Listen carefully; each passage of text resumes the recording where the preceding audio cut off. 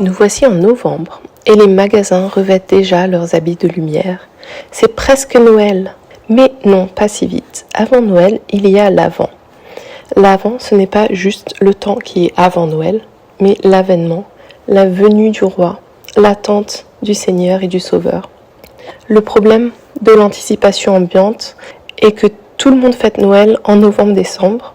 Et du coup, quand la période festive de Noël arrive pour les croyants en fin décembre, début janvier, c'est déjà fini. Il n'y a plus rien qui célèbre Noël dans les magasins et dans la vie quotidienne. Donc c'est à nous de rétablir cet équilibre et de célébrer l'Avent pendant l'Avent et Noël pendant Noël. Après, comme on habite dans le monde, on n'est pas forcément du monde, mais on habite dans le monde, et il est important de trouver une façon de recalibrer tout ça et d'inclure des moments festifs avant Noël pour vivre avec notre temps et pas uniquement dans une période de pénitence. Je vous invite cette année à ne pas commencer l'Avent au 1er décembre avec un calendrier de petits chocolats. Je vais vous proposer de vivre l'Avent comme les orthodoxes et les catholiques byzantins qui commencent l'Avent le 14 novembre à la Saint-Philippe. Donc si vous comptez bien, ça fera 40 jours avant Noël, comme le carême. C'est une période qu'on appelle le jeûne de la Nativité ou le jeûne de Saint-Philippe. Comme pour le carême, c'est un temps de pénitence, de réflexion et de repentance. On revient à Dieu, on se prépare pour la venue du Sauveur. On reconnaît qu'on a besoin d'être sauvé. Sinon, on ne peut pas célébrer sa venue si on ne se rend pas compte de notre besoin immense d'être sauvé. Donc comme pour le carême, on met l'accent sur les 3 piliers du repentir et de la pénitence, la prière, le jeûne et la charité. Ça a l'air très austère tout ça, mais vous allez voir, en fait, c'est formidable. C'est pas du tout austère.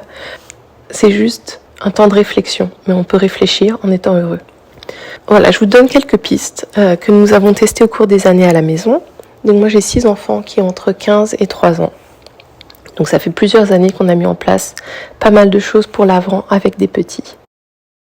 Ce sera plutôt axé sur les familles avec des jeunes enfants, mais on peut l'adapter à tous les âges. Donc on va commencer par la prière, bien sûr. Le centre et la source de toute conversion. Pour la prière, on installe une crèche bien mise en valeur au milieu du coin prière, où on fait un nouveau coin prière. Par exemple, dans une de nos maisons, la cheminée était très très haute, du coup les petits ne pouvaient rien voir. Donc on installe une petite table basse pour qu'on puisse se rassembler autour du coin prière. Et rien ne vous oblige à avoir une seule crèche. Vous pouvez avoir une crèche dans toutes les pièces si ça vous fait plaisir. Chez nous, on a aussi une crèche de Playmobil, parce que forcément une crèche ça ressemble à des jouets, donc les enfants ont envie de jouer avec. Donc ayez quelque chose pour qu'ils puissent jouer avec aussi. Donc chez nous, c'était les Playmobil 1, 2, 3, mais il y a aussi les Fisher-Price, il y a aussi les vrais Playmobil. Il y a toutes sortes d'options. Vous pouvez faire votre propre crèche avec des petites poupées. Je déconseille les Barbie, mais après, vous faites comme vous pouvez. Voilà, donc ce qui est important, c'est de mettre la crèche à la place d'honneur et de se rassembler devant. Chez certaines familles, ils mettent du papier crèche bleu au-dessus et les enfants rajoutent une étoile chaque jour ou chaque soir. Ou alors on a les petits moutons qui s'approchent de la crèche. Chez nous, on n'a pas réussi à mettre ça en place parce qu'au bout de quelques jours, on oublie. Les petits moutons, ils n'oublient pas, mais après, ils les perdent parce qu'ils les emmènent en aventure durant la journée. Et le temps que la nuit revienne, les moutons sont perdus. C'est très biblique en fait, il faut retrouver les moutons. Bref, on a arrêté les moutons. Une coutume anglo-saxonne, plutôt américaine je pense, est l'arbre de Jessé. Ça se présente souvent comme un petit livret avec des images ou des décorations accrochées dans le sapin qui font une sorte de revue de la Bible. Donc c'est l'histoire du salut qui commence par la création et qui va jusqu'à les patriarches, jusqu'à Jésus. C'est une belle façon de revoir sa Bible. Pareil, chez nous, j'ai pas réussi à le faire parce que je préfère choisir d'autres traditions. Et celle-ci demande de s'investir et d'avoir beaucoup de persévérance. On peut aussi, pour les adultes en général, dans notre église, on recommande de dire les psaumes. Donc on lit une catisma par jour. Une catisma, c'est un ensemble de... Je crois qu'il y a 20 catismas en tout pour 50 psaumes, mais certains sont plus longs que les autres. Donc on lit à peu près 4-5 psaumes par jour. Et on peut se répartir par groupe pour que chaque jour, le psautier entier soit lu par une famille ou par un groupe de personnes de la paroisse. C'est une belle façon de reconnecter avec une prière plus intense. Jésus lui-même lisait les psaumes. Ce sont de magnifiques poèmes aussi. Je crois que c'était Monseigneur Lustiger disait que les psaumes doivent devenir notre deuxième langue maternelle pour prier Dieu. Et enfin, j'ai mis dans la catégorie prière les chants de Noël. Comme saint Augustin nous dit, chanter, c'est prier 2 fois. Il y a tellement de beaux chants de Noël. Apprenez-les, faites-les apprendre par vos enfants. Si vous apprenez juste 1 ou 2 à chaque Noël et avant, vous en connaîtrez des dizaines très très vite. Le temps passe vite avec les petits. Et surtout, n'oublions pas les magnifiques chants de l'Avent. J'ai mis une petite playlist sur la chaîne si vous n'en connaissez pas. Je vous conseille en particulier le Venez divin Messie, une belle anticipation du salut. Et tous les chants de l'incarnation, les chants de Gabriel à la Sainte Vierge. Donc pour la prière, il ne s'agit pas de dire je suis un pauvre pécheur 1 million de fois par jour. C'est aussi de se réjouir dans l'anticipation du salut et d'apporter une tradition qui va donner envie à vos enfants de venir faire la prière du soir. Les chants, la crèche, tout ça, c'est formidable. Le deuxième pilier du carême et du temps de pénitence, c'est le jeûne. Qui est plus difficile à mettre en place de nos jours, surtout quand tout le monde vend les produits de Noël en novembre-décembre et qu'il n'y a plus rien en janvier. C'est difficile parce que il y a des choses qui sont périssables et qu'on ne retrouve plus après. Dans le temps de l'Avent, le jeûne est jalonné de nombreux jours où on a de l'huile, du vin, du poisson. Donc c'est pas aussi strict que pour le jeûne du Grand Carême. C'est le moment de sortir ses recettes végétariennes, le régime méditerranéen. Voilà, j'ai toujours du mal à faire strictement végétalien, mais il y a plein de façons de faire des repas plus sobres aussi. On peut faire souper pain le soir, on peut supprimer le goûter de l'après-midi et le remplacer par des bâtonnets de fruits ou de légumes trempés dans de l'houmous ou de la compote de pommes. Faire des repas plus simples et plus sobres surtout. Et réserver les douceurs de Noël pour les jours de fête qui se retrouvent durant l'Avent. Je ferai une vidéo différente pour parler de tous ces jours de fête. Par exemple, évidemment, la Saint-Nicolas. Le jeûne, ce n'est pas que la nourriture. L'idée est de se libérer de ce qui nous a servi. Et de nos jours, qu'est-ce qui nous a servi plus que nos écrans ? Une tradition qu'on a mis en place et qui nous enchante tous les ans est de limiter les écrans, mais aussi les lampes plafonniers après le coucher du soleil. À un moment, on faisait même que des bougies, les bougies en LED, là, en électroluminescence. Et ça donnait une atmosphère tamisée, très douce, vraiment apaisante. On se couchait de bonne heure, on était fatigués. Parce que la pénombre aide aussi à apaiser le rythme et à nous donner plus de calme dans les soirées. Donc chez nous, on habite bien plus au sud que la France. Donc évidemment, il fait nuit plus tard qu'en France. Il fait pas nuit à 17h. Mais trouvez une heure qui vous plaît, une heure qui vous convient. Et dites-vous, allez, après 19h, on éteint tous les écrans, on éteint tous les plafonniers, on met des petites lumières tamisées dans les coins. Et si vous avez un sapin qui est installé, vous aurez les petites lumières du sapin. C'est très joli. C'est une atmosphère qui engage à être ensemble, au lieu d'être chacun dans son coin. Donc si on n'a pas d'écran, c'est le moment de faire des jeux de cartes, des jeux de société, mais aussi des activités de Noël. Par exemple, écrire des cartes, décorer des cartes, faire nos propres décorations de sapin, faire nos propres cadeaux à offrir aux gens à Noël. Si vous commencez le 14 novembre, vous aurez plein de temps pour faire des petites choses très jolies, faire des gâteaux à offrir aux voisins.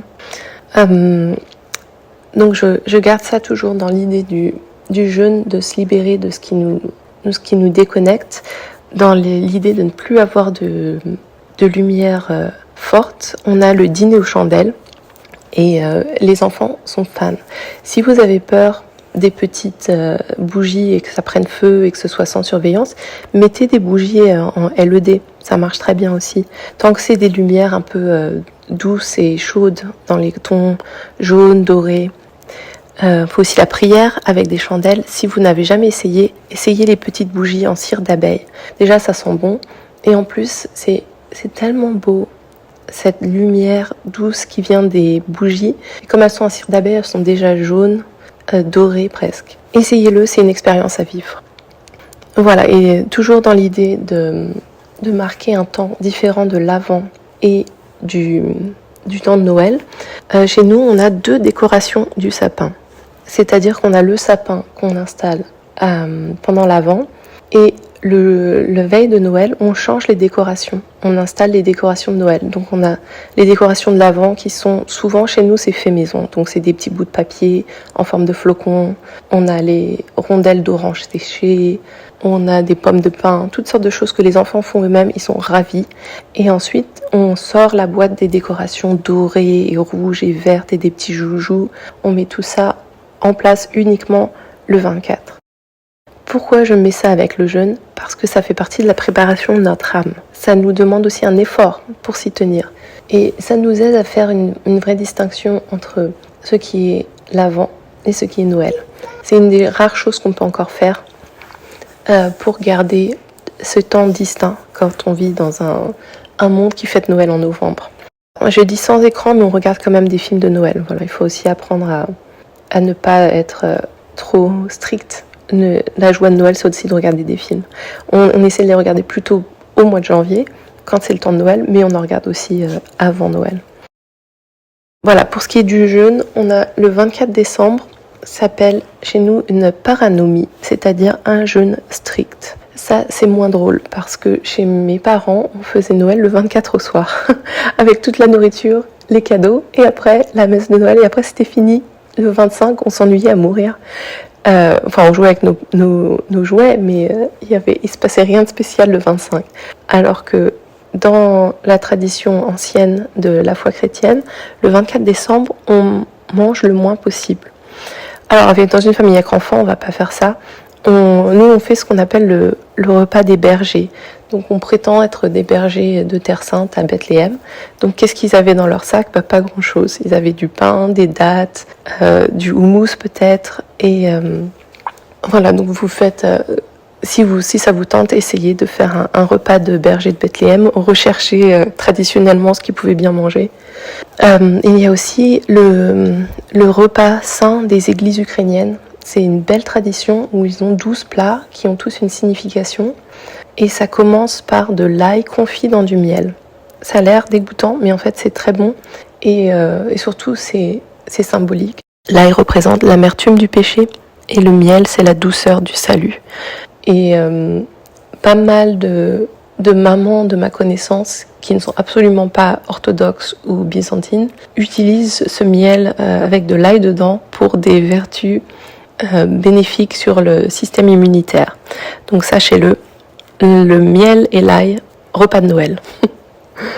Enfin, le dernier pilier du carême, du repentir, c'est la charité. C'est le moment de donner. Chez nous, ça passe souvent par donner à la banque alimentaire. Mais aussi, on peut donner beaucoup plus simplement autour de nous. Commencer par les cercles concentriques de la charité. Commencer par faire des petits cadeaux maison. Envoyez des cartes avec des nouvelles de la famille à vos proches. Si vous commencez le 14 novembre, vous aurez le temps d'en envoyer pas mal. Faites des biscuits qu'on donne aux voisins. N'attendez pas le mois de janvier, parce qu'ils vont pas comprendre. Donnez-leur leurs biscuits en novembre-décembre. Allez chanter des chants de Noël en maison de retraite. Les gens seront ravis. Il y a beaucoup de gens qui reçoivent peu de visites. Si vous leur donnez une petite carte et que vos enfants chantent des chants de Noël, ils vont être enchantés. Et beaucoup de personnes âgées se rappellent des chants de leur enfance, notamment dans les malades Alzheimer. Ils peuvent se rappeler de chants entiers alors qu'ils ne se rappellent plus du prénom de leurs petits-enfants. La charité, ça commence par des petites choses au quotidien. Apprenez à vos enfants à être patients les uns avec les autres. Ça commence à la maison. Voilà, l'Avent, c'est le moment idéal pour partager sa foi dans la joie. N'hésitez pas à vous réjouir dans l'anticipation de Noël, à ne pas attendre Noël pour être dans cet esprit, mais à mettre en place tous les outils que l'Avent nous offre pour vivre notre vie chrétienne pleinement. La grande joie de Noël est que Dieu se soucie vraiment des hommes. On dit souvent dans un contexte nihiliste que si Dieu existe, il s'en fiche, mais pas du tout. Il a choisi de se faire homme.